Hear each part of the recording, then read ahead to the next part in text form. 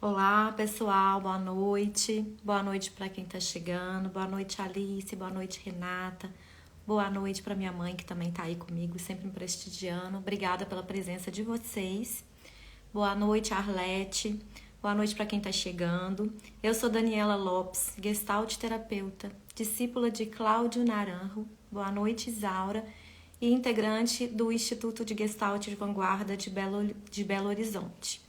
Antes de começar minha live, eu quero mandar um beijo especial para Maitê, a filha do meu primo, que é uma menininha de 5 anos que está sempre assistindo as minhas lives aqui com a Letícia. Então, boa noite, Isaura. Agora mesmo vou chamar a Letícia aqui. Hoje nós vamos falar sobre a série Uma Nova Mulher, sobre vínculos de amor cego, o que é e como a gente ressignificar. Deixa eu convidar a Letícia, deixa eu ver se ela já está disponível aqui.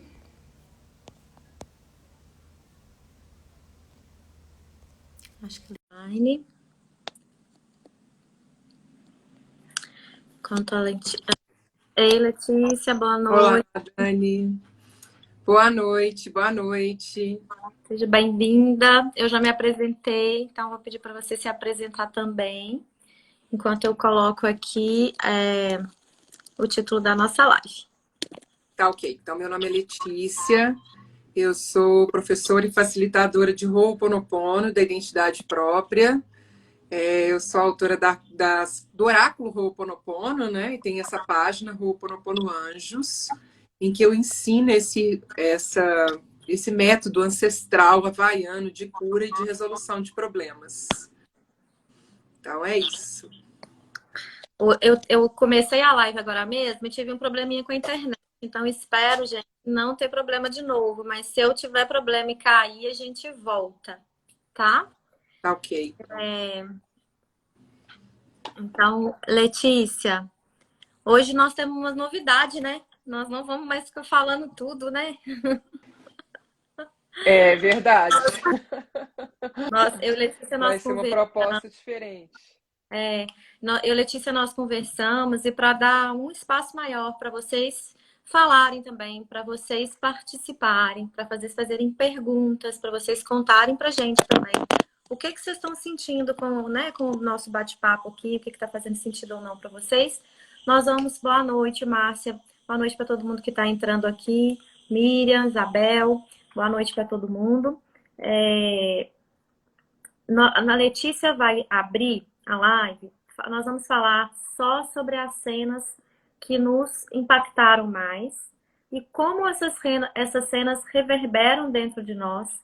A Letícia vai trazer a visão do Ho'oponopono, que é muito rica. A Letícia tem uma experiência muito grande com o Ho'oponopono. Então, aqui, essa live, vocês vão ver duas visões diferenciadas, que também se interagem em muitos momentos. Tem muitos pontos de encontro, né, Letícia? Então, Isso.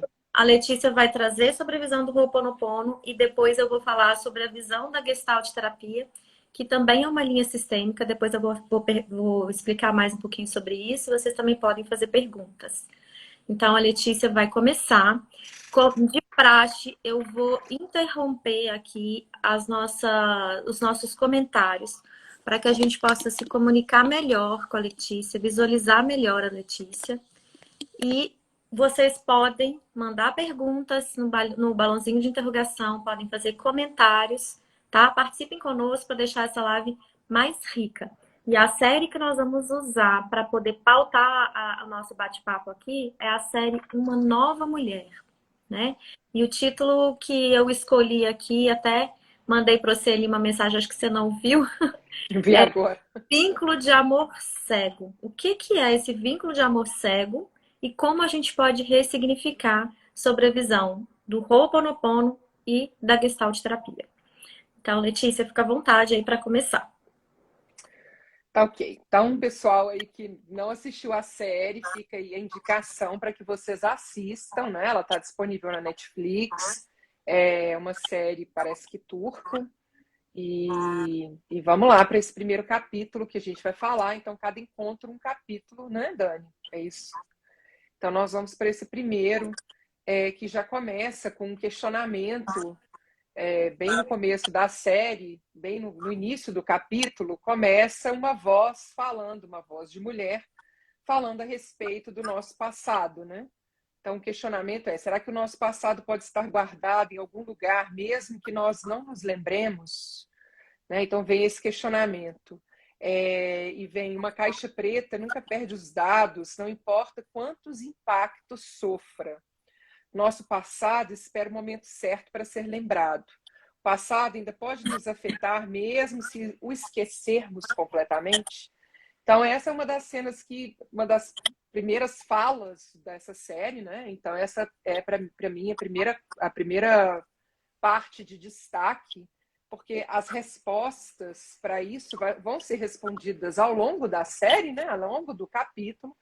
Mas quando a gente pensa em Ho'oponopono, a gente já tem as respostas para isso. Né? Antes mesmo de assistir, antes mesmo de compreender qual que é a proposta que se apresenta de trabalhar esse passado, trabalhar situações que as pessoas vivenciaram, para o Ho'oponopono, as respostas aqui são sempre sim. Nós temos esses registros de tudo que nos aconteceu, né, ao longo da nossa história. Eu até procurei no livro Quebrando o Hábito de Ser Você Mesmo, do Dr. Joe Dispenza, uma parte em que ele fala que mas eu não encontrei, depois eu vou pesquisar novamente aqui, uma parte em que ele fala que, dependendo do ponto em que o nosso cérebro é estimulado, então um ponto em que você joga uma carga de energia, que você estimula, as pessoas são capazes não apenas de lembrar de situações que elas vivenciaram, mas de vivenciá-las novamente. Então, as sensações são como se aquela situação vivida no passado tem um lugar no nosso cérebro em que elas estão armazenadas de uma determinada forma, que quando esse ponto é estimulado, nós não lembramos, a gente vive aquela situação novamente. Então, para o Ho'oponopono, né, para esses povos ancestrais aí que criaram, que receberam essa prática de uma forma um pouco clarividente, através da observação, mas também através da sensibilidade, esses registros estão em nós, né, no que eles chamam de mente subconsciente. Então, a primeira coisa aqui é já ter uma resposta para essas perguntas, que depois vão aparecer outras cenas aqui também na série que respondem a essas perguntas também. E uma coisa que é interessante, que a gente não vê ainda nesse primeiro capítulo, mas mais para frente sim, é que não apenas esses registros daquilo que aconteceu conosco, na nossa experiência de vida, naquilo que nós vivenciamos exatamente na nossa vida, mas para o Ho'oponopono nós também guardamos os registros da nossa ancestralidade. Então, os nossos antepassados, aquilo que gerou uma forte energia, né, um impacto muito grande em suas vidas, isso também é recebido através dos nossos pais, né, através dessa energia aí da concepção. Para o Ho'oponopono, nós também recebemos essas informações, elas também caminham conosco. E também, por caso do Ho'oponopono, mas que a série não vai trabalhar, isso também vem de outras vidas. Quer dizer, não sei se ainda vai trabalhar, mas esses registros daquilo que nós carregamos, daquilo que nós temos, dessa caixa preta, né, onde estão os dados das experiências, elas também são da ancestralidade, mas também de experiências de outras vidas, para quem acredita nisso, né? E para o Ho'oponopono, o passado pode nos afetar quando não nos lembramos dele ou quando nos lembramos. Não faz diferença o fato da gente se recordar daquilo que nós vivenciamos. Né? Ter a lembrança de algo não significa necessariamente que isso vai interferir na nossa vida ou não. A energia está presente ali, então há uma interferência, há um processo que vai se repetir. No caso do Ho'oponopono, se fala de dados mesmo, como se fossem dados de computador, como se fossem programas que vão se repetindo na nossa vida e que, se a gente não olha para isso, não toma consciência disso e não entra no processo de purificação, isso não para de acontecer, isso não deixa de acontecer na nossa vida, né? Então, essa primeira cena, para mim, ela é muito interessante, porque quando a gente assiste a série, a gente vê... Várias pessoas já tinham falado comigo da questão da constelação familiar, né? Já tinham me procurado para falar que essa série trabalha com a questão da constelação familiar, a forma como a energia está ali tá ali colocada, e é interessante pensar que no caso do Ho'oponopono, o trabalho em grupo de purificação dessas energias também acontecia. Existe alguma linha que esbarra na constelação familiar e no Ho'oponopono, que é essa observação das tradições, a observação de povos nativos, de como que funciona, né? como que as organizações e as trajetórias familiares funcionam, mas a gente não fala sobre isso na série, né?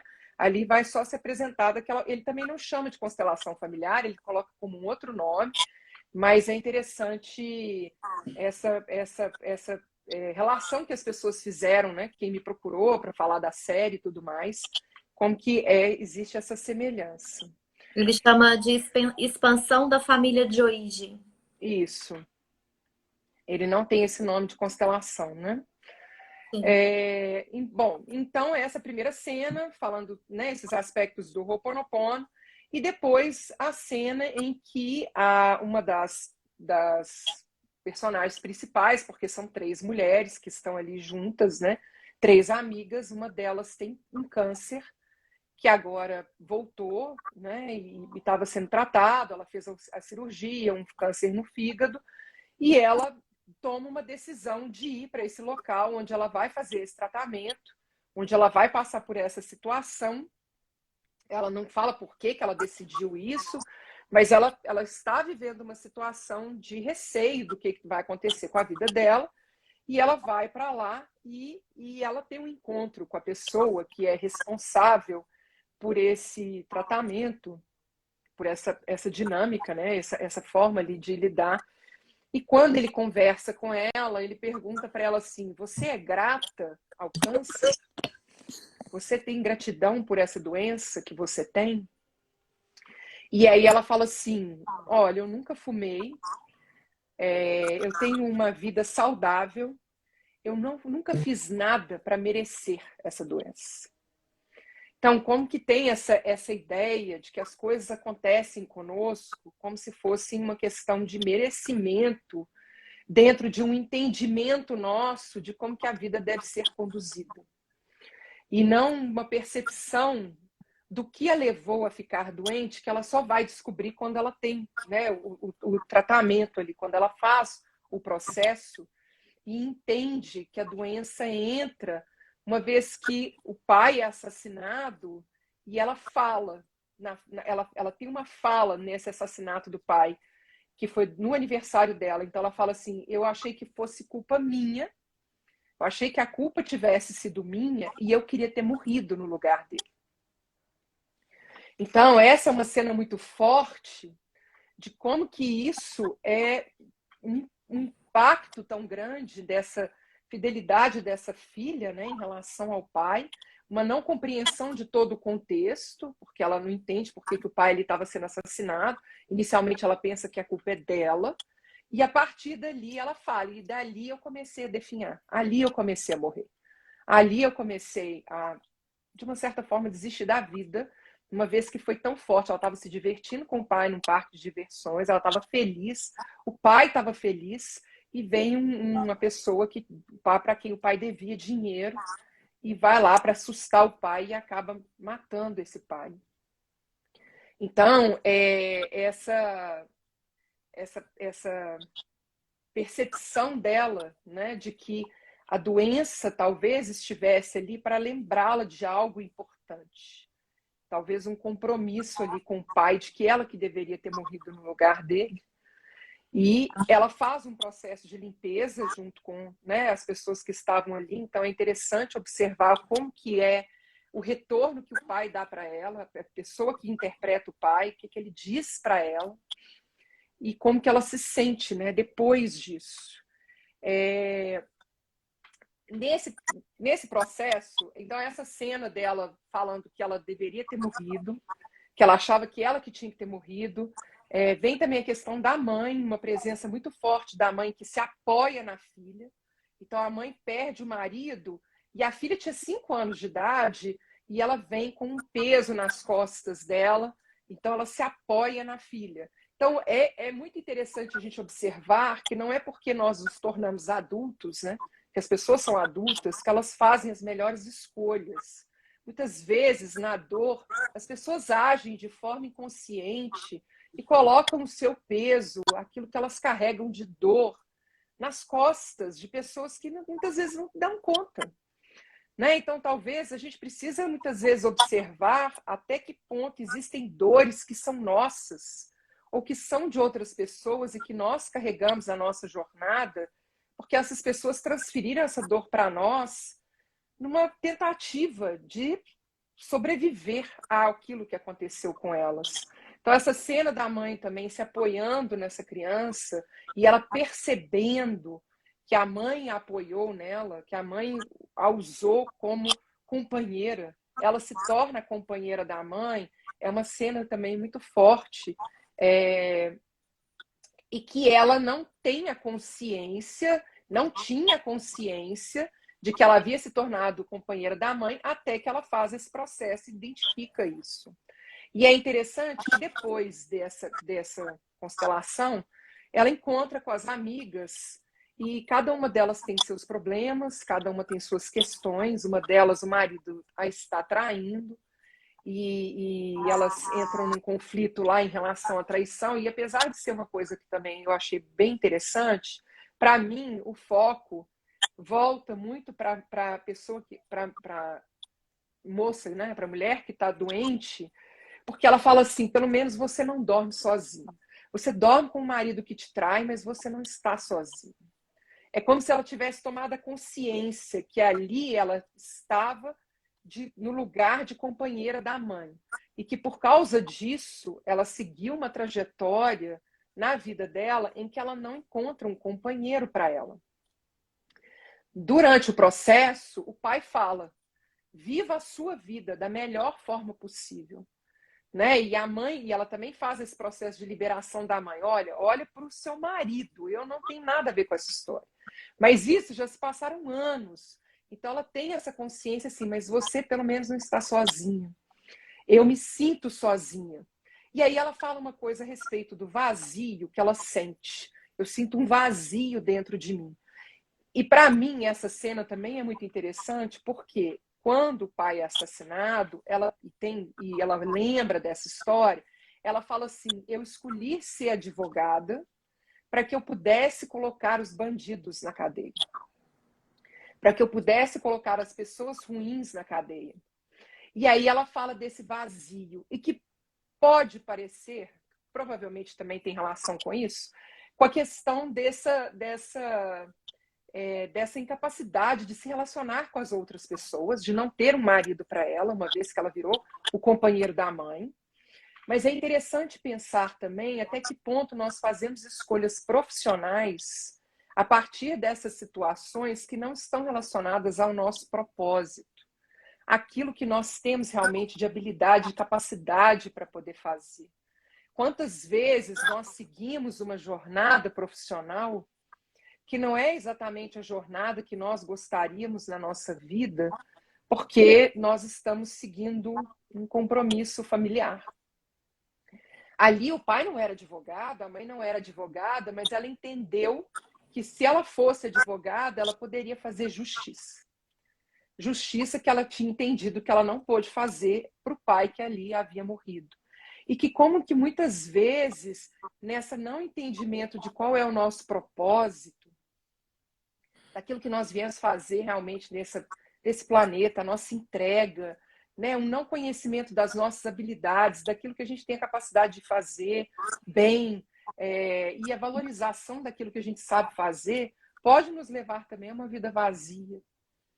Né? Pode nos levar a uma vida em que a gente não se sente completo, não se sente satisfeito, não se sente feliz com aquilo que a gente tem, com aquilo que a gente realizou. E esse vazio, no caso do Ho'oponopono, o processo de purificação ele precisa acontecer justamente para abrir o caminho, para que a inspiração venha, para que você possa identificar o que realmente é um propósito, o que realmente é aquilo que você veio fazer, para você seguir nesse caminho que preenche, que faz com que você se sinta preenchido, pleno. Não necessariamente a ver com status, questões financeiras, mas de realização mesmo. Então, esse momento em que ela fala assim, eu sinto um vazio, ela primeiro reclama dessa questão de estar sozinha, né, de não ter um companheiro, de não ter uma pessoa, mas ela fala desse vazio e que, para mim, tem também relação com essa questão da profissão. Né? Depois desse processo que ela passa, é interessante a escolha que ela faz. Porque todo esse conhecimento que a gente precisa ter daquilo que aconteceu conosco, para que a gente fica mexendo com isso, né? Para que você fica falando, vendo o que aconteceu? A gente coloca a luz sobre isso, identifica o que tem ali, para que a gente possa liberar essas pessoas, liberar essas energias, liberar esses acontecimentos e principalmente esse apego ao que foi e ao que não foi, para aceitar a vida como ela é, como ela aconteceu e assumir a nossa responsabilidade em relação àquilo que nós podemos fazer com a nossa vida agora. Então, é isso que ela faz. Ela fala assim, eu não vou voltar para Istambul, eu vou ficar aqui. Então, ela toma uma decisão que, inclusive, a amiga que é médica fala com ela assim, olha, aqui não tem hospital, aqui não tem estrutura direito para poder você ser bem atendida nas suas necessidades, uma vez que você está com essa doença. E ainda assim ela fala, não, eu vou ficar aqui. E depois desse processo todo, as amigas aceitam que ela fique. Elas acabam concordando que ela fique. Até a amiga que é médica concorda que ela fique lá. Então, como que isso demanda uma coragem? E que muitas vezes, quando a gente está preso naquilo que aconteceu ou na história que a gente gostaria que tivesse sido diferente, se ele não tivesse matado meu pai, se meu pai não tivesse morrido, se eu não tivesse sido advogada, se eu não tivesse seguido essa história, ao invés de ficar vivendo isso, não, aconteceu, eu vi o que aconteceu, eu sei o que aconteceu, e agora eu assumo a responsabilidade da minha vida e faço as minhas escolhas. Então, é um processo de libertação mesmo, de uma prisão mesmo, né? Dessas situações, dessas energias, dessas questões que aconteceram na nossa vida e que a gente gostaria que tivessem sido diferentes.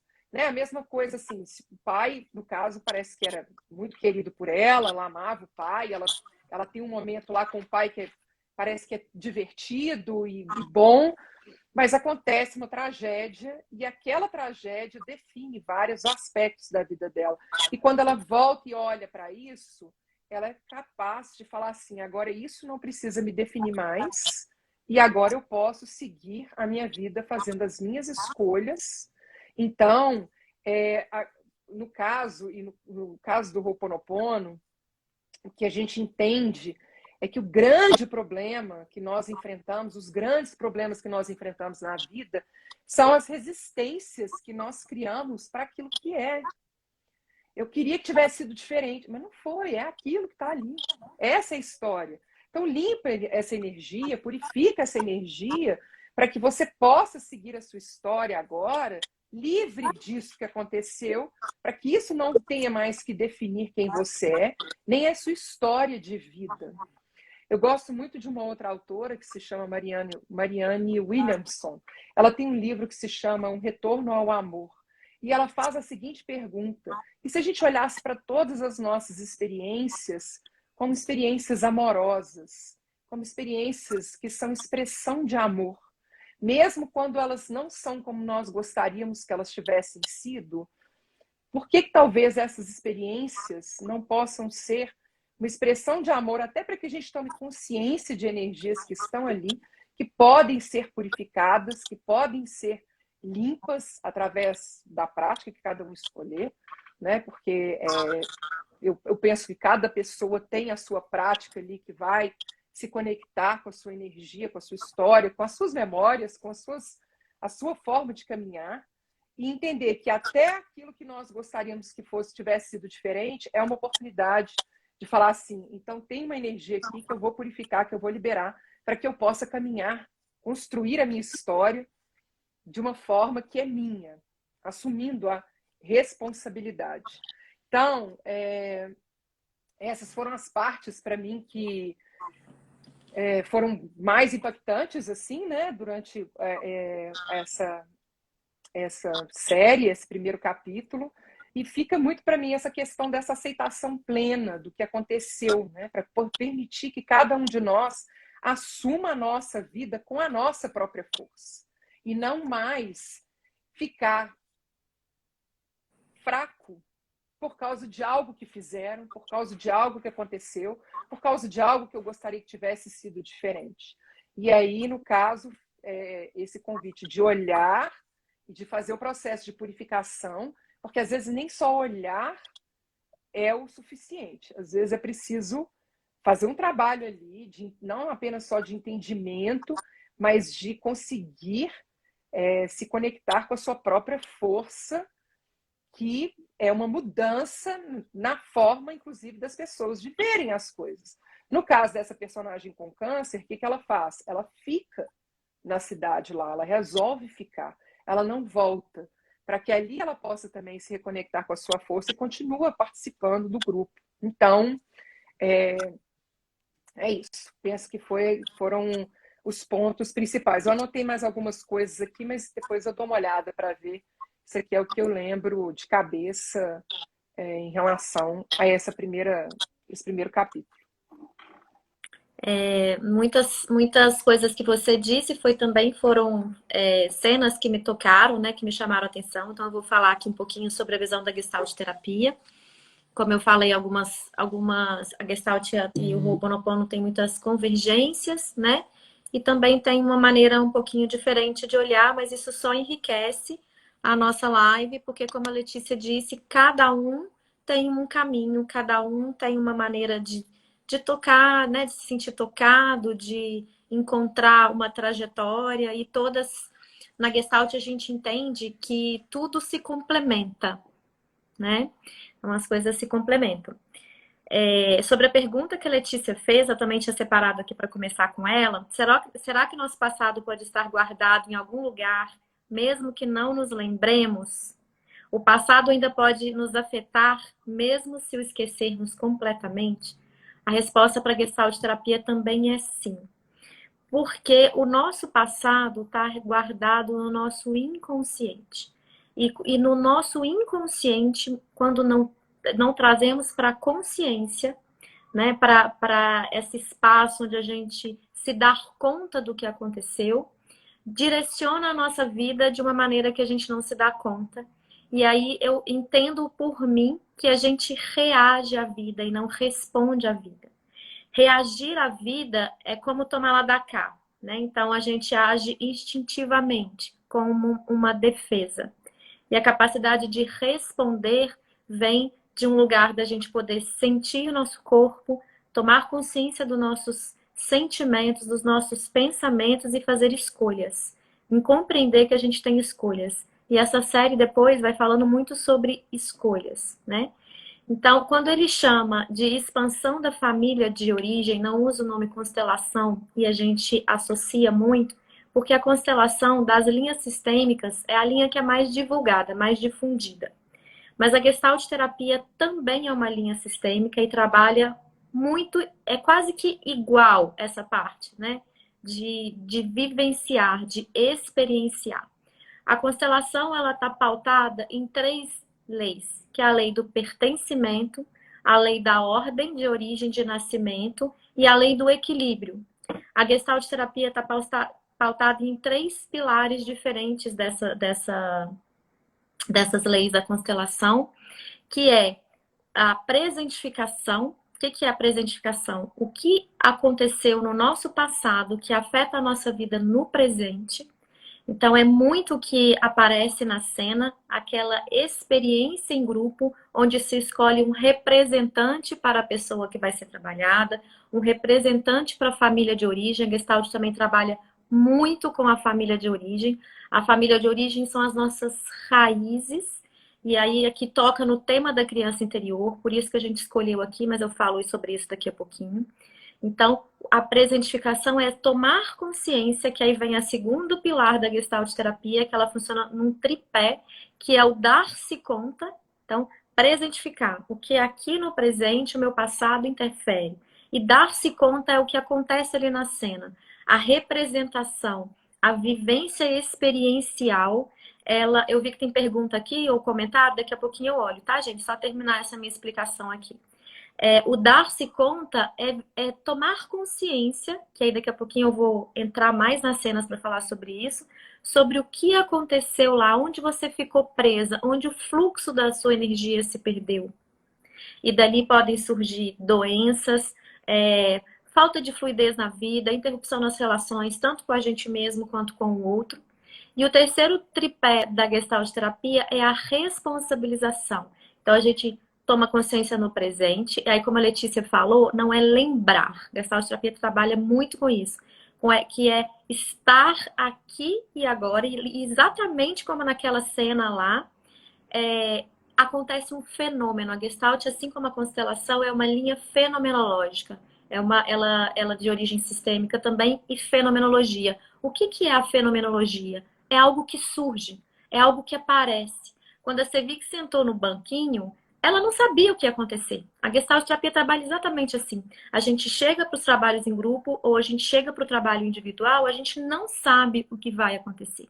A pessoa traz um tema e a função do terapeuta ou do constelador familiar é servir de conexão com esse fenômeno, é de facilitar a compreensão da pessoa que está sendo trabalhada. Essa é a função do terapeuta ou do constelador familiar. Então, ali há uma representação do passado dela que surge. Ninguém planejou nada. Aquilo aconteceu. É o fenômeno. E a Gestalt trabalha exatamente como apareceu ali através do fenômeno. Então, deixa eu ver o que eu anotei aqui das cenas. Eu anotei também a cena dela estar no parque. Então, antes disso, eu queria falar o que a Letícia já falou também, quando o Zaman, que é o terapeuta ali, né? Ele pergunta a ela se ela é grata ao câncer, a Letícia já falou sobre isso, e ele comenta uma frase assim depois, o Zaman. Talvez a doença esteja tentando lembrá-lo de algo, vamos ver. Porque às vezes a gente olha para a doença, porque aqui nesse primeiro episódio é a história da Sevig, que tem o câncer que está recidivando, e ali ela busca ajuda porque ela entende, ela recebe uma mensagem falando sobre esse trabalho do Zaman e falando como as pessoas melhoraram após fazer essa prática experiencial. Então ela tem uma fé nisso, e aí a Gestalt terapia trabalha com o que a gente chama de fé organísmica. O que é? O nosso corpo é fonte de informação, e ali apareceu também muito o corpo como presença. Na nossa memória, o nosso corpo é o registro da nossa história desde quando nós estamos na barriga das nossas mães. Isso se a gente não for considerar anterior, né? Mas vamos colocar aqui, desde a nossa formação, o nosso corpo conta a nossa história. Então, tem um livro que fala O Corpo Tem Suas Razões, que ele conta assim, o corpo é o último a perdoar. Primeiro a gente perdoa na razão, tô mesclando aqui conhecimentos, né, gente? Mas se vocês se perderem, é só me perguntar. Primeiro a gente perdoa na razão, por exemplo, aconteceu algo, aí a gente explica pro outro, olha, desculpa, eu tava nervosa, aconteceu um problema, sei lá, eu tava de TPM, sei lá o que aconteceu. Aí a gente perdoa na razão, porque a gente compreende a explicação. Depois a gente perdoa no sentimento, que demora um pouquinho mais ainda, porque no sentimento a gente fica ainda com uma mágoazinha daquela pessoa, mesmo que ela tenha se justificado, explicado, pedido desculpa, a gente ainda fica um pouquinho com o pé atrás, a gente talvez não confie mais como a gente confiava antes, porque o sentimento demora um pouquinho, mas o nosso corpo é o último a perdoar. Então, esses nódulos que aparecem musculares, as doenças que chegam, não são castigo. Elas têm uma mensagem para a gente. Elas têm uma informação a ser decodificada. E foi o que a Sevig foi fazer quando ela escolheu o Zaman para trabalhar. Ela foi ali decodificar a mensagem da doença dela. Tomar consciência do que estava acontecendo na história dela. Então, quando ele fala sobre isso, talvez a doença esteja querendo, né, te lembrar de algo. Para a Gestalt terapia, isso faz todo sentido. E aí a Sevig comenta assim: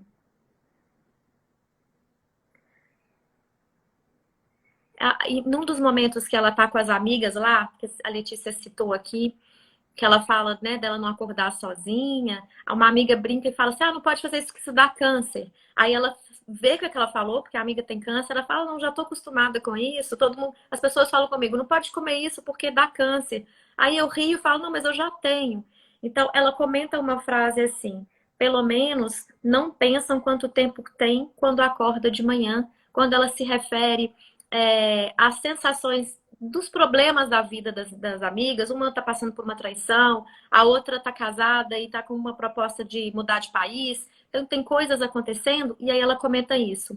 Pelo menos vocês não acordam, nos problemas todos que vocês têm, pelo menos vocês não acordam de manhã pensando quanto tempo de vida vocês têm. E aqui quero fazer uma pausa, porque a Gestalt terapia entende a vida e a morte como complementos. Nós trabalhamos muito com as polaridades, como facetas opostas que se complementam de uma mesma moeda.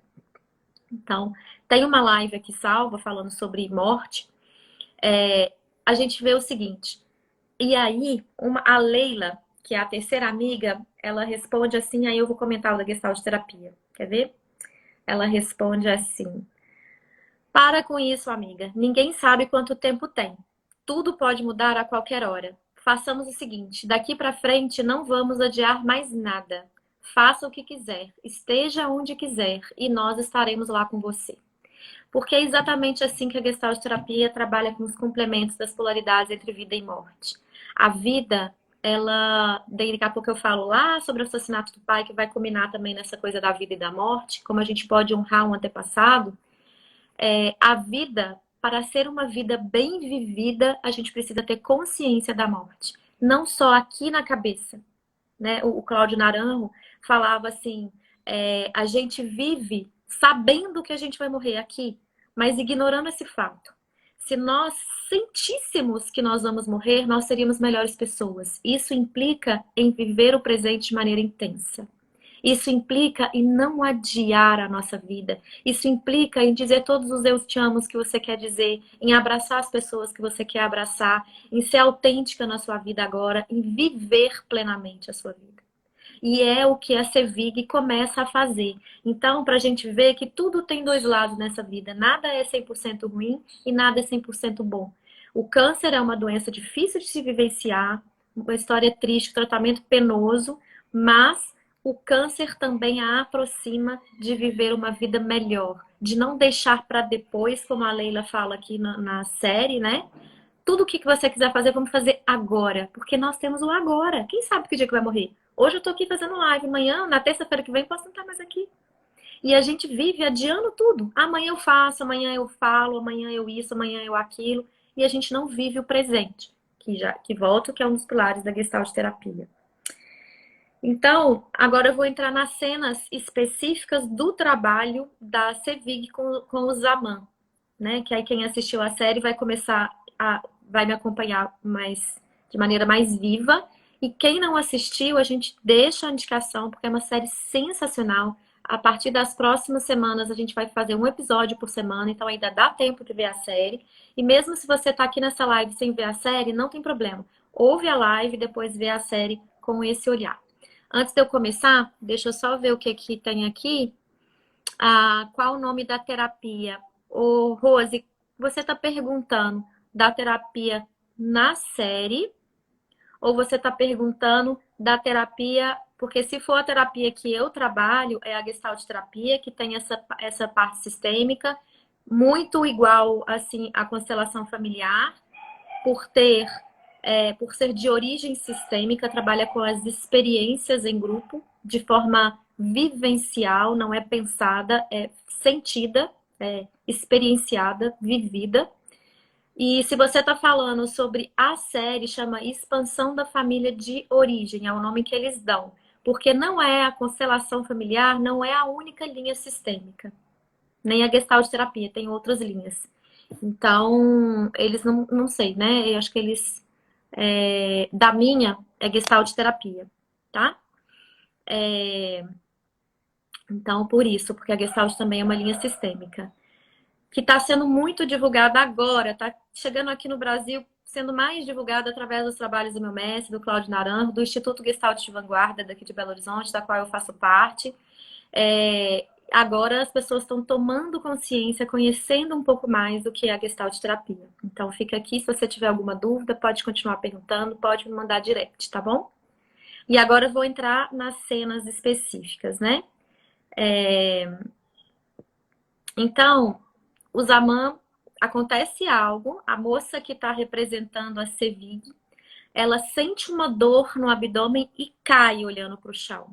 Então, ali o Zaman intui, porque há trabalho fenomenológico, a gente tem uma intuição muito, muito, muito apurada, a gente observa o que aparece, o que surge, o fenômeno, o que se mostra espontaneamente, e a gente trabalha muito, além das técnicas, claro, com uma coisa, com a nossa intuição, com a nossa conexão, com algo mais intenso do que só o consciente. A gente trabalha com o corpo, com o que passa nos sentimentos do terapeuta, enquanto a gente está vivenciando aquilo com o paciente, abrangendo tudo isso. De nada, Rose. Então, ele pergunta para ela se aconteceu algo quando ela tinha 5 anos. E aí ela conta da morte do pai, né?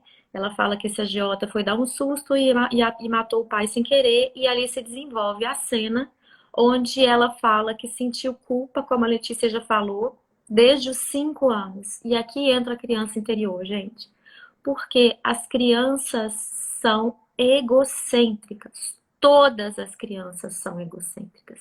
Elas pensam que tudo é para elas ou por causa delas. Por isso vem a culpa. Então, ela com 5 anos sente que aquela culpa é dela. Não do assassino que matou o pai, mas é dela. E ali ela não tem, pensa bem, gente, uma criança de 5 anos não tem o consciente, o intelecto totalmente desenvolvido e nem tem uma estrutura física e emocional para dar conta de lidar com o assassinato. Eu acho que nenhum adulto tem. Imagina a gente vivenciando um assassinato. Agora imagina uma criança de 5 anos presenciando um assassinato. É muito forte. A criança não tem condição. Um adulto precisa de ajuda para lidar, imagina uma criança. Então ela se sente culpada, né? E ela fala que queria ter morrido com o pai, no lugar dele. Né? Ela queria ter morrido no lugar dele. E ela comenta, dali em diante comecei a definhar célula por célula. Fiquei tão brava com o assassino e talvez por isso tenha sido advogada para lutar contra os criminosos. E aí, a Gestalt terapia, quando a gente está fazendo uma representação assim, e a constelação familiar, elas trabalham com o movimento da alma. Não é o movimento do intelecto. É o movimento da alma. Então, ali, aí eu volto a falar do tema da morte que eu comentei ali atrás. Nós temos 2 maneiras de honrar pessoas amadas que faleceram. Uma é morrendo com elas. Essa é a maneira que leva para o menos, que interrompe o fluxo da vida, que traz transtornos, que minimiza, que tira a potência, né? Que tira a nossa potência, nossa fluidez na vida. Mas é uma das maneiras de honrar. E foi o que ela fez. Ali eu comecei a definhar célula por célula. Ela se tornou a esposa da mãe e seguiu sozinha. Não conseguia um relacionamento. E ela quer se relacionar. É um dos pedidos que ela faz para Atena lá, né? Quando elas estão, né, as 3 juntas, se juntam para fazer pedidos, ela pede para se relacionar. Ela pede para se curar e para se relacionar. Então, a outra maneira da gente honrar quem já morreu e que é muito amado por nós é vivendo uma vida bem vivida, que é o que o pai dela fala para ela fazer e o que ela começa a fazer depois desse trabalho, né, com a linha sistêmica.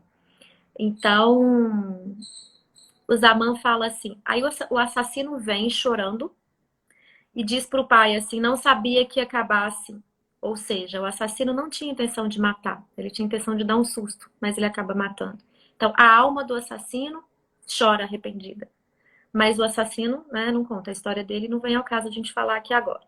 E o Zaman fala para a mãe da Sevig, porque o Zaman põe a mãe da Sevig na cena e a mulher se debruça, cai sobre a menininha de 5 anos. Aí ele fala assim, pode deixar sua filha e tocá-lo, tocar o morto. Aí a mãe responde, não, tô bem aqui. E ele fala assim, você está, mas sua filha está mal. Ela está exausta. Vamos, deixe sua filha e toque o homem no chão. Vamos descobrir qual é o seu lugar. Ali, a Sevig entende, que é o tripé da Gestalt terapia, o dar-se conta de que numa tentativa, ela até comenta ali, eu acho que ela fala aqui daqui a pouco, numa tentativa de salvar a mãe, num vínculo de amor cego que a criança faz, porque a maior importância para uma criança é o amor dos pais, e ela faz tudo e qualquer coisa para não perder esse amor. Então, viu que foi uma coisa muito impactante, né, para a mãe e para ela também. O que ela faz?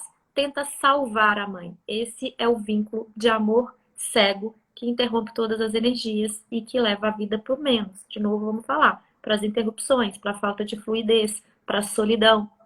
Né? Ela trabalha num lugar que ela não gosta. Talvez ela até pudesse ser advogada, depois ela continua advogando. Só que continua advogando para ela e não para uma pessoa que ela tem muita dificuldade, que é a chefe dela. O tempo todo ela tá incomodada com a chefe, as amigas estão incomodadas com a chefe. Só beber uma aguinha aqui porque eu tô falando sem parar, né, gente? Então, ela tem essa dificuldade pela falta de fluidez, né? Por ter tentado, num vínculo de amor cego, que não é o amor saudável, salvar a mãe. Para que a mãe pudesse amenizar a sua dor, ela puxa toda a carga para ela. Isso é o vínculo de amor cego. Todas as vezes que a gente tenta salvar os nossos pais, isso a gente faz muito, muito, muito, muito. Quando a gente vai dar opinião na relação dos nossos pais, quando a gente fala que a mãe tem que fazer X, Y, Z, que os pais têm que fazer X, Y, Z, que é uma coisa que a gente faz muitas vezes de forma inconsciente, vamos trazer a consciência. Eu falo isso para vocês e falo isso para mim, porque eu trabalho isso comigo o tempo inteiro. Minha mãe tá assistindo a live aí, ela sabe. De vez em quando eu falo, você tem que ir. Aí na hora que eu me dou conta, eu falo, opa, não tem nada. É ela que resolve a vida dela. Porque a gente tem ainda, se a gente não trabalha a consciência, esse vínculo de amor cego, achando que a gente sabe mais, numa atitude arrogante de achar que a gente vai dar conta de resolver. A criança não faz isso. Uma criança de 5 anos não pensa, vou salvar a minha mãe. Ela não passa pelo consciente isso. Por isso, às vezes, não é tão fácil, a gente precisa de uma ajuda terapêutica para tomar consciência desses vínculos cegos que a gente faz pela vida, né? E aí a Sevig fala assim, ela tá contando para as amigas, né? Porque o Zaman fala que ela não pode contar por um mês. Aí depois ela pode contar e agora ela tá contando para as amigas. Ela fala assim: "Foi quando percebi que tinha me tornado marido da minha mãe, em um esforço para aliviar a dor dela, mas eu sou só a filha dela.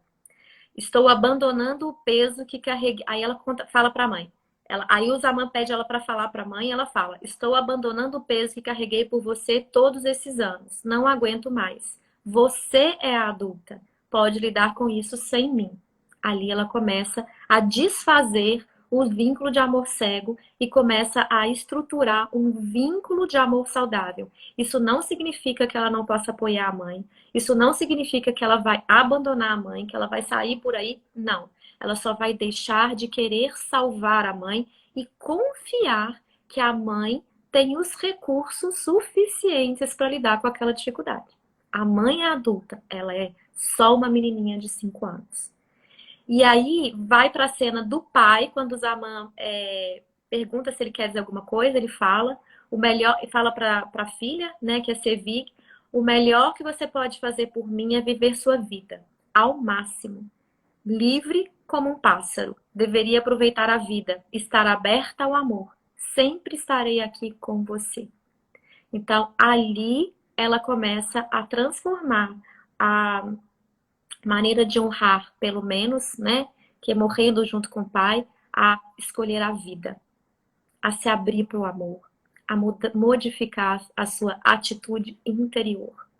E ali ela começa a mudar mesmo, né? Ela decide a não voltar para Istambul, ela decide ficar, ela aluga uma casa, a casa, e chama as amigas para ver a casa. Ela começa uma vida completamente diferente, começa a acreditar mais nessa terapia, né, que tá fazendo tão bem para ela. Eu vi que tem pergunta, gente, já já eu respondo, tá? E aí termina essa cena muito interessante que o Zaman fala assim para ela: você pode dar um passo à frente para viver sua vida ao máximo? Porque muitas vezes a gente acha ainda que os nossos pais que têm que mudar, os pais que têm que sair. Não, nós filhos que temos que ir em direção ao nosso caminho. Nós filhos que temos que dar o passo em direção à nossa própria história, a construção da nossa jornada. E aí ela fala assim, ela dá um passo, mas não consegue completar o passo. E aí ela fala assim, falta alguma coisa. E aí ele fala assim, tudo bem então, vamos encerrar a expansão por aqui, vocês podem sair dando um passo para trás, porque... E aí ela comenta depois com as amigas, há um mistério ainda, que não pode ser desvendado naquele momento. E aí lá no decorrer da série, lá pro final da série, a gente vai entender que mistério é esse. Por que isso, gente? Porque tudo é feito de maneira muito consciente, devagar, com muito amor, para que as pessoas possam conseguir assimilar aos poucos. Porque isso, uma experiência assim, mexe demais com as pessoas. Não dá pra gente ver tudo e modificar tudo. É passo a passo. É uma jornada. Assimila, absorve, a vida se transforma, você se transforma e depois vem uma segunda etapa. O caminho do crescimento é assim. E é saudável que seja passo a passo. Para a gente conseguir encontrar os recursos internos para lidar com tudo que a gente está tomando consciência. É muita coisa, né? E aí depois ela comenta que sonhou com o pai e o pai trazia romãs para ela. É engraçado que quando ela conhece o Zaman tá comendo um pote de romã, que era o que o pai comprou para ela antes de ser assassinado. Então olha como que as sincronicidades da vida me encantam profundamente. Até isso é sinal para começar o fenômeno, para começar o trabalho dela. Não começou lá no grupo, o trabalho dela começou assim que ela entra na sala do Zaman, quando ela vê ele comendo um pote de romã. Então é muito interessante essas sincronicidades. E aí tem uma outra cena que a Ada, que é uma das amigas, que é a mais cética de todas, ela é médica, então ela passa tudo no científico, ela não acredita em nada disso. Lá no final da série a gente vai ver como é que ela transforma, é muito sensacional essa mudança da Ada. E o Zaman, quando ela só vai porque ela não quer primeiro que a Sevig vá, ela não acredita, ela só acredita na medicina, nos hospitais, nos laboratórios, né, nas medicações alopáticas, ela não acredita em nada alternativo. E é muito interessante também, que é uma coisa que eu quero deixar claro aqui, gente, que nenhuma dessas terapias substitui tratamento médico no caso de uma doença. E o Zaman fala isso muito no início da série, ele fala a expansão da origem, a expansão da origem familiar, eu acho, né, que é, deixa eu conferir aqui o nome. Expansão da família de origem não é um tratamento médico, é uma expansão de consciência. Essa expansão de consciência muda tudo, porque muda a nossa energia, muda a nossa maneira de lidar com a vida. Mas ainda assim, numa doença séria, precisa de complemento, precisa de um tratamento médico, né? E aí a Sevig não quer voltar, e a Ada quer que ela faça um exame, e aí a Sevig, ela faz um jogo assim com a Ada, ela fala assim, eu vou fazer os exames, eu vou no hospital com você, mas só se você for numa terapia com Zaman, só se você for lá conhecer a expansão de origem. E aí ela vai muito contrariada, vai muito cética, chega se apresentando como médica, muito arrogante. E o Zaman olha para ela, deixa ela falar, e no primeiro encontro ele pergunta assim para ela. Ela tá passando por um tremor nas mãos, quem viu a série vai lembrar, quem não viu depois vai ver. E ela tá com dificuldade de fazer cirurgias. E isso depois, mais pra frente, na série vai aparecer. E ele pergunta para ela assim, há quanto tempo? E aí ela fala assim, há quanto tempo o quê? E aí ele fala, a mão trêmula. Aí ela fica super espantada, ela não responde, aí ela fica com uma cara de incógnita, e ela fica muda, e ele fala assim, se você não se aprofundar nisso, vai piorar. E ela fica super incomodada e vai para a sessão de expansão. E lá ela já encontra o ex-namorado, que faz parte do passado dela. Então, olha a sincronicidade, gente. A vida é tão sincrônica. Ela nos presenteia o tempo todo. Se a gente está atento, a gente percebe a sincronicidade. E ali o trabalho dela também já começa. Ela não vai trabalhar nesse, não trabalhou nesse episódio, mas o trabalho dela já começa quando ela encontra o Toprak ali, que é a pessoa que ela foi apaixonada e que atraiu. Aí a própria Ada que tá falando, né? Ela termina a série falando assim: nosso passado está guardado em algum lugar, mesmo que não nos lembremos. Uma caixa preta nunca perde os dados, não importa quanto impacto sofra. Nosso passado é assim. Os sabores, os cheiros, os momentos esperam o momento certo para serem lembrados. E o passado ainda nos afeta, mesmo se o esquecermos completamente.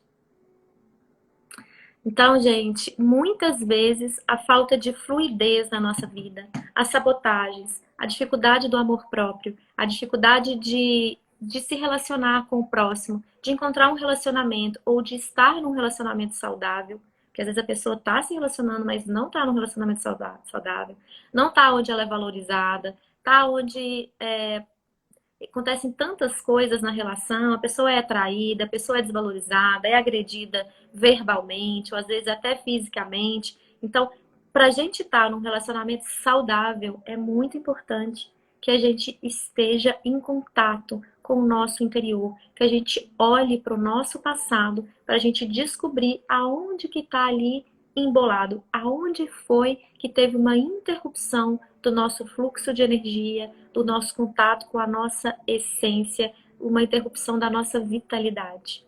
Então, é sobre isso tudo que eu queria falar.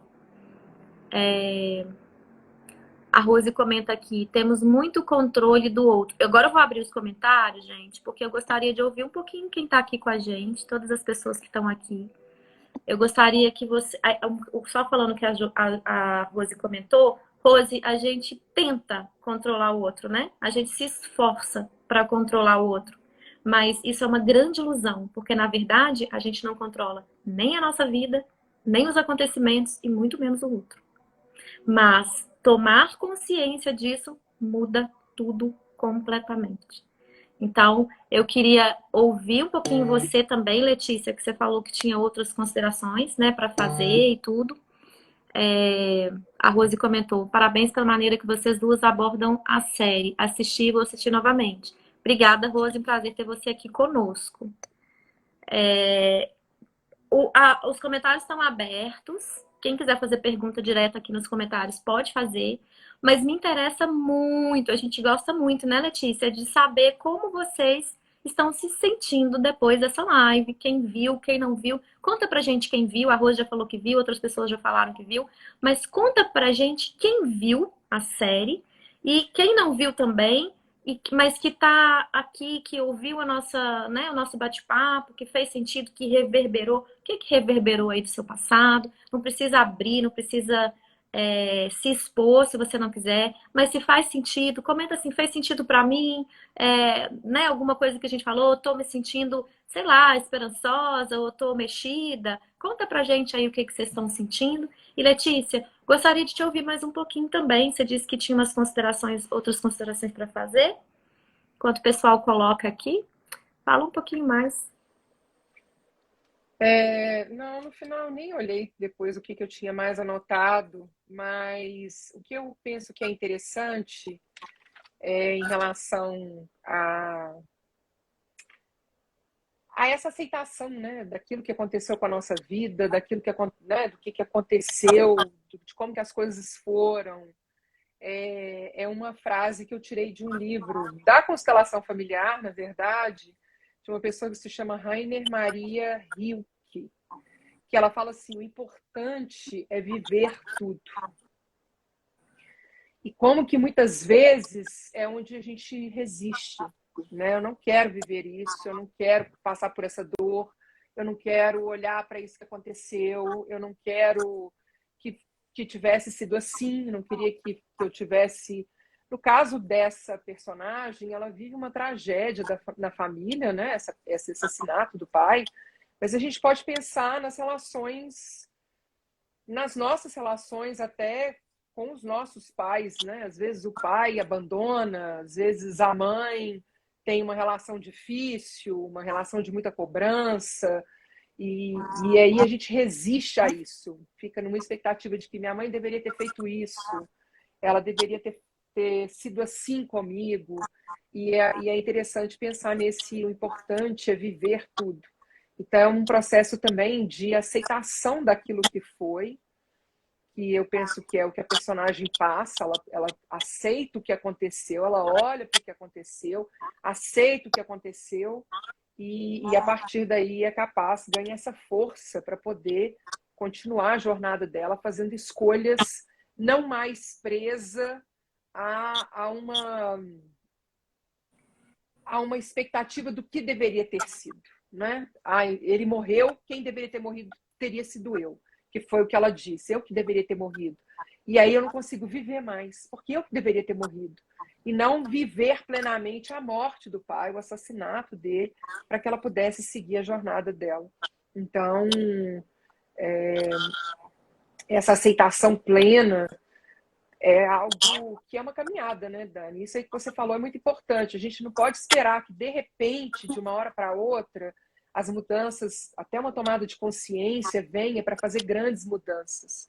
Porque uma vez que a gente começa a tirar essas camadas, a gente vai percebendo que existem outras coisas para serem limpas, e muitas vezes até que nós não vivenciamos nessa vida, né? Quando a gente pensa nesses processos de fenômeno mesmo, de energia, a gente vai percebendo até essas energias que nós recebemos dos nossos ancestrais, dos nossos antepassados.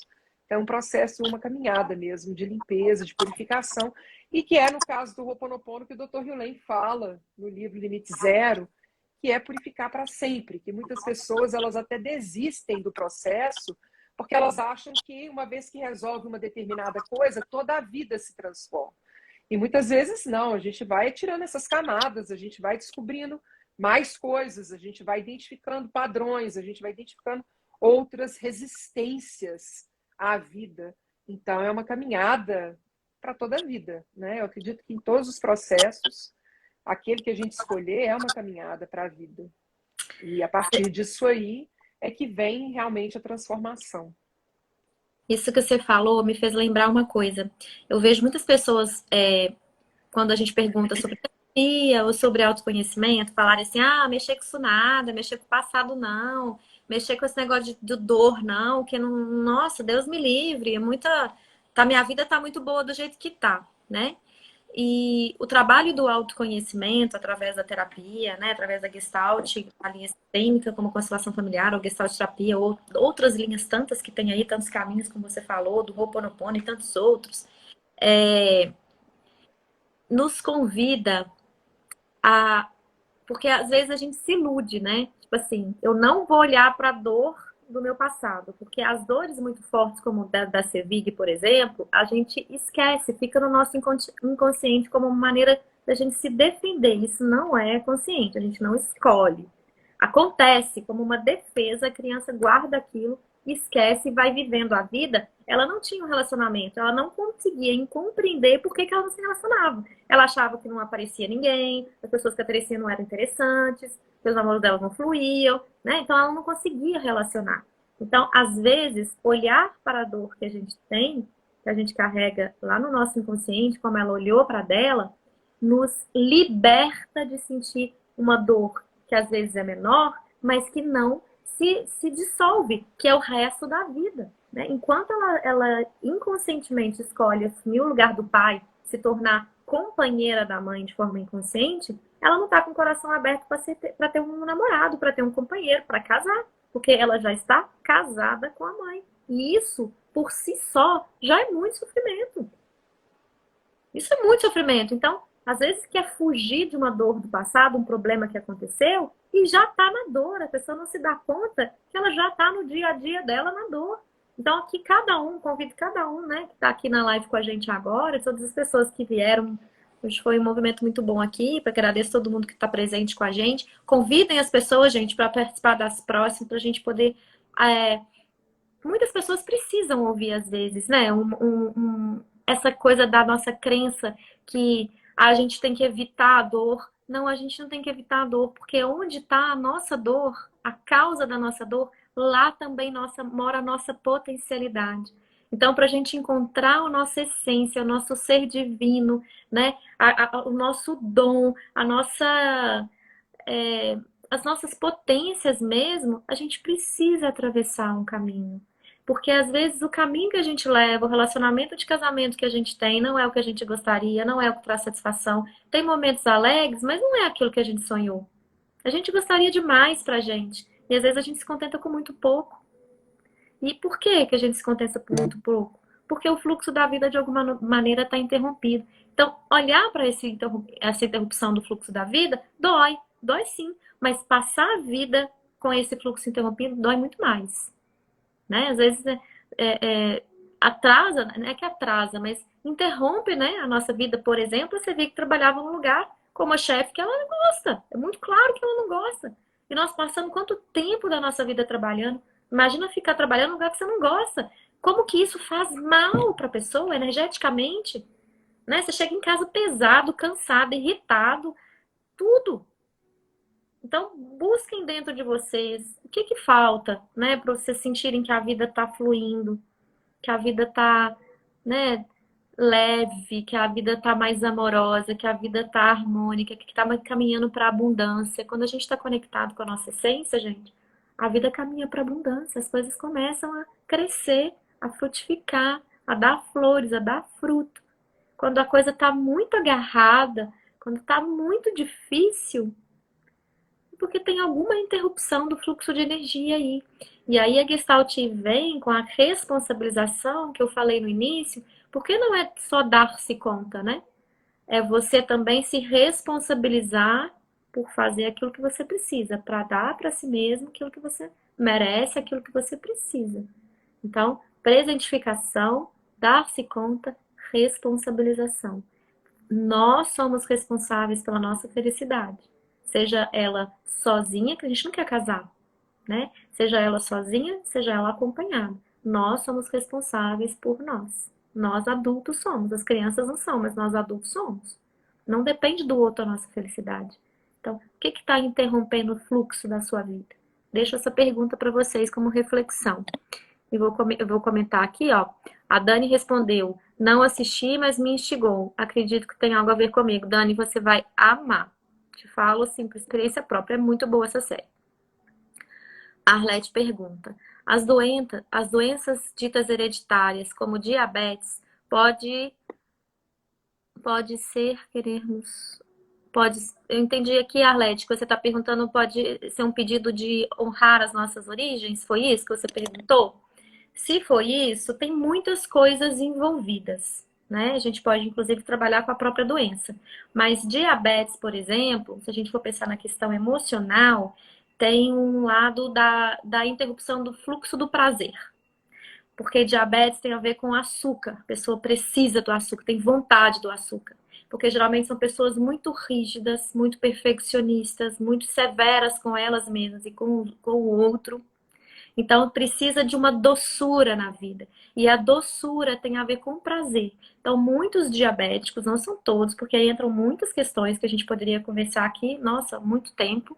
Mas muitas das pessoas que desenvolveram diabetes, elas têm uma dificuldade de entrar em contato com prazer por entrar em contato com prazer, se permitir um prazer. E aí muitas usam uma bengala. Uma bengala que, por exemplo, pode ser o álcool. Eu conheço pessoas que para sentir leveza, para sorrir espontaneamente, para dançar, para se comunicar com os outros, especialmente para falar de sentimento, tem que ter bebido alguma coisa. Então a pessoa foi lá, tomou uma cerveja, tomou um vinho, tomou um uísque, tomou alguma coisa, aí parece que ela relaxa e aí ela consegue falar do sentimento, consegue né, divertir, e isso é muito perigoso. Por que que é perigoso? Porque a pessoa vincula a leveza da vida dela com o álcool. Então ela sempre vai buscar o álcool, pode ser outra coisa, pode ser uma compulsão alimentar, pode ser um tanto de coisa, mas ela vai buscar uma bengala que não tem nada a ver com saúde, né? ela vai tampar um buraco que ela não consegue dar prazer, se permitir o prazer por ela mesma conscientemente, dar abertura para sentir prazer, aí ela busca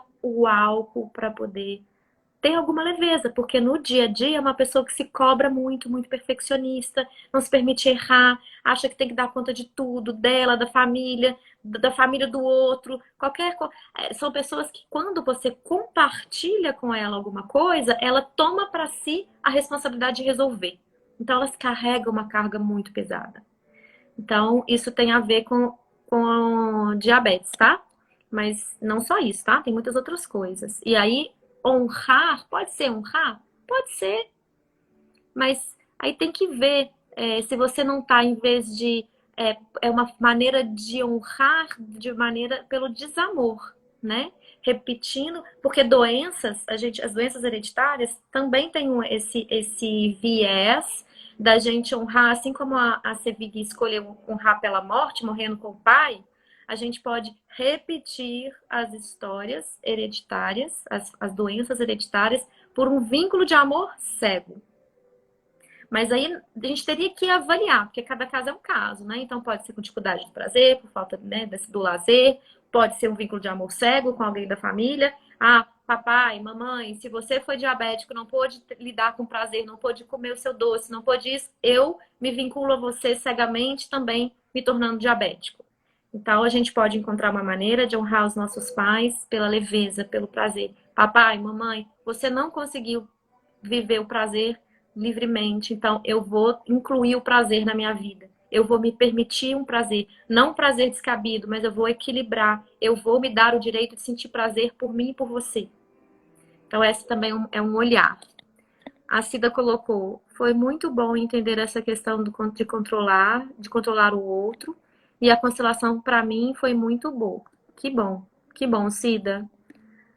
A Cida, gostaria de fazer esse trabalho seu e presencial. Nós vamos ter, tá, Cida? Trabalhos em grupos e eu também trabalho de forma individual. Se você quiser, entra em contato comigo. Os grupos não são recorrentes, eles acontecem em determinados períodos, mas entra em contato comigo por direct, me manda um direct lá, e aí você me manda seu telefone que eu arquivo aqui e te aviso quando tiverem os grupos. Eu e Letícia também teremos novidades de trabalho aí para vocês mais para frente, né, Letícia? Então, mas quando tiver grupos de Gestalt, eu também posso avisar. Quem se interessar, por favor, me manda um direct, tá? Deixa eu ver se tem mais algum comentário. A Cida colocou, acho que todos têm que aprender um pouco de tudo isso. Eu acho que a gente tem que. É isso que a gente está falando, né, Cida? Todo mundo encontrar um caminho para ser feliz, né, gente? Nós estamos aqui para evoluir, mas também para viver uma vida bem vivida. É uma escolha que a gente pode fazer. Nós temos esse direito. O universo é abundante. Letícia fala muito da abundância no Ho'oponopono. O universo é abundante, né, Letícia? Depois você podia dar uma pincelada rápida aí. Arlete, toda a família de meu pai teve ou tem diabetes. Meu exame está normal. Gratidão por me dar essa bela notícia. Honra, então, trazendo um pouquinho de prazer para sua vida. E quando você estiver desfrutando do prazer, agradece seu pai por ele ter vindo antes, né? A família do seu pai, seus tios, seus avós, quem quer que seja, e pensa neles e entrega para eles. Eu desfruto da vida por amor a vocês. Eu desfruto porque vocês não puderam desfrutar, eu desfruto por nós. Arlete, com certeza, Ho'oponopono me ajudou muito. É isso. Acho que podia fazer uma consideração final, Letícia, falando da abundância, que é um tema que você domina muito bem. O Ho'oponopono fala muito sobre abundância. Para a gente terminar essa live com uma energia elevada, conectada com a abundância, né, com os caminhos que nos levam em direção do mais, das nossas potencialidades, dos vínculos de amor saudável com os nossos pais, conosco, né, e com os nossos companheiros, amigos, com o outro de uma maneira geral. Eu tô sem conseguir ver os comentários depois que eles foram reativados. Não tá vi nada. Apareceram os comentários, mas eles não foram atualizados. Não sei o que acontece aqui no meu Instagram, que ele não... Então, eu não vi, mas ok, acho que foram falados aí, né? No caso do Ho'oponopono, existe uma busca por um processo de limpeza dessas energias para que a gente possa abrir os caminhos para justamente a gente se conectar com essa luz que cada um de nós carrega, né? Essa conexão mesmo com um amor que é pleno, que é abundante, porque essa abundância, a gente pode pensar nessa abundância na alegria de viver também, né? Quando fala da questão da diabetes e fala dessa rigidez, eu penso muito na questão da alegria de viver, dessa desconexão mesmo, que para o Ho'oponopono está também na nossa criança interior, que está nessa mente subconsciente, que está nesse processo aí de reconexão com aspectos da infância que muitas vezes a gente vai abandonando ao longo da nossa trajetória, que é essa contemplação da vida, né? Quando a gente contempla as belezas da vida, a gente olha para o mundo, olha para o que está presente na nossa realidade, a gente se surpreende com isso e muitas vezes a gente se desconecta dessa surpresa, desse deslumbramento com a vida, porque fica preso ao que aconteceu, preso a essas energias e tudo mais. Então, fica aí um convite mesmo para que esse processo de limpeza, né, seja ele feito da forma como vocês preferirem, seja um processo também de encontro a essa luz mesmo, a esse deslumbramento pela vida, a essa alegria de viver, a esse propósito que cada um de nós carrega, independentemente de qual seja ele, que traz para nós uma satisfação, uma vontade de seguir, um desejo de viver mesmo, né? Então, no caso do Ho'oponopono, esse processo de limpeza dessas energias vem para que justamente haja esse equilíbrio e essa conexão com essa luz, com essa alegria de viver, com esse propósito, com essa deslumbramento com a vida, essa satisfação, essa plenitude, né? Essa alegria de estarmos aqui, mesmo com os desafios que eles continuam. Eu penso que é como foi falado aqui já antes, né? Dentro de um processo, a gente vai limpar, a gente vai descobrir coisas novas, a gente vai seguir essa jornada, é uma jornada para toda a vida, e os desafios vão continuar acontecendo, porque a gente vive num planeta onde os desafios fazem parte da nossa realidade. Não é possível a gente simplesmente falar assim, não tem mais desafio nenhum. Isso não acontece. Mas que a gente tenha mais força, mais coragem, mais alegria, mais contentamento mesmo com a vida nessa jornada. Então, o Ho'oponopono ele traz esse propósito mesmo de você limpar para que você se conecte com essa força e siga a sua jornada num processo de confiança, né? Que você carrega uma força e que essa força ela não é sozinha também.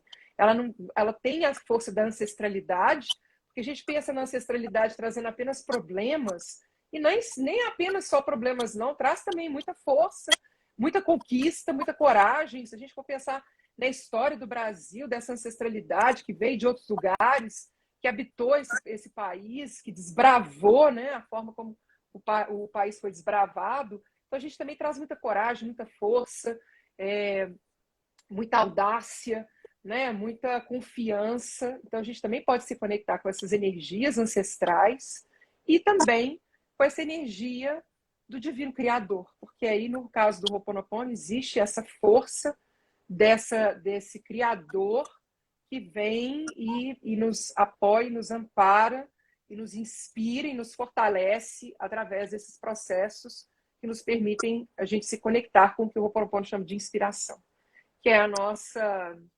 intuição, que é a nossa aquilo que vem de um lugar que a gente não tem muita ideia de onde seja, né?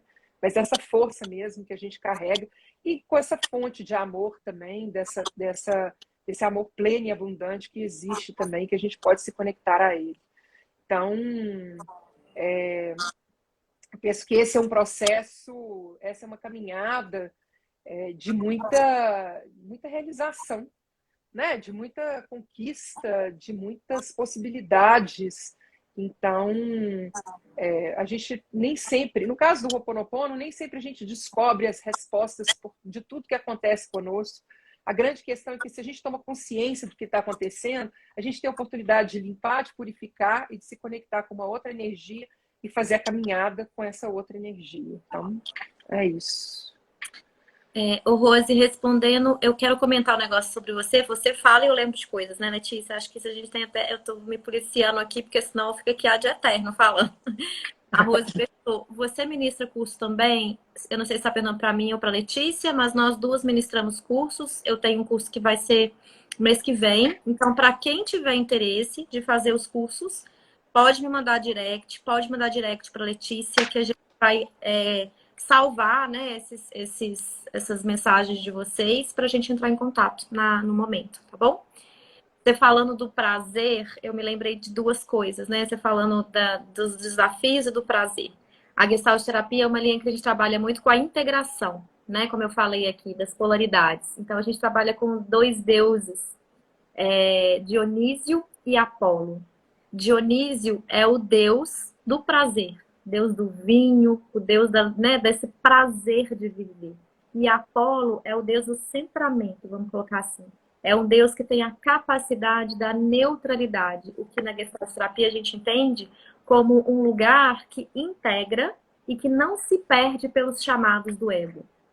Então, aí eu acrescento um outro detalhe aqui na Gestalt terapia, que tem a ver com a responsabilização, né, que é o tripé, que quando você fala dos desafios, enquanto criança não é responsável, e a criança, aí a gente volta no tema da criança interior aqui, a criança, ela recebe tudo de mão beijada, né? A criança tá tudo pronto para ela, né? A mãe faz a comida, o pai cuida, o pai paga as contas, a mãe faz comida, leva para lá, leva para cá, o pai busca, dá carinho. A criança recebe tudo de mão beijada. Essa visão de que a vida tem que ser um lugar assim de puro prazer, de puro deleite, que não pode ter desafio para a gente ser feliz, é uma visão infantil da vida.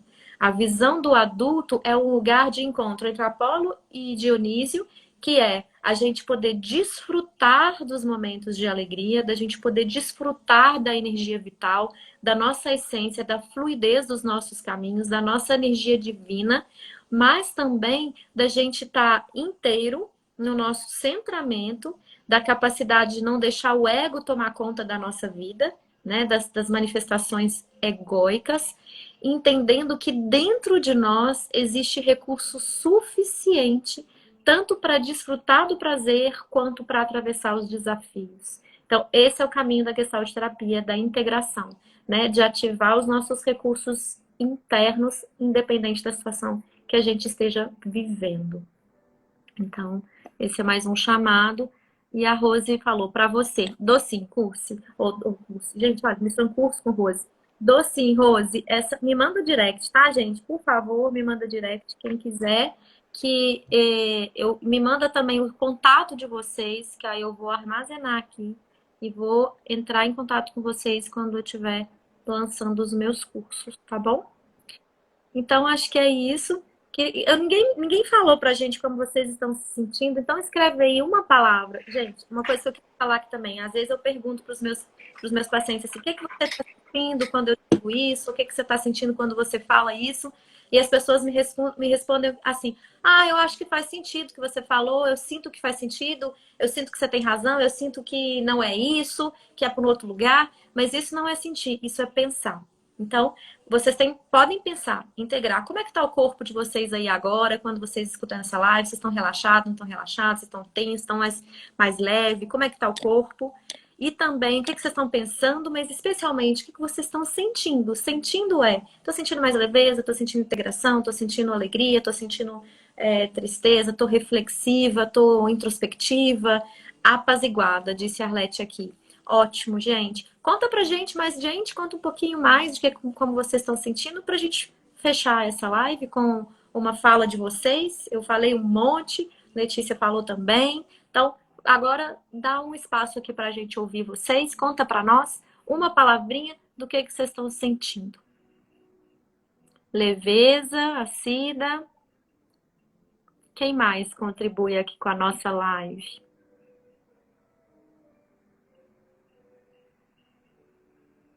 Enquanto vocês escrevem aí, só para dizer que nas próximas 8 semanas nós vamos falar só sobre a série Uma Nova Mulher.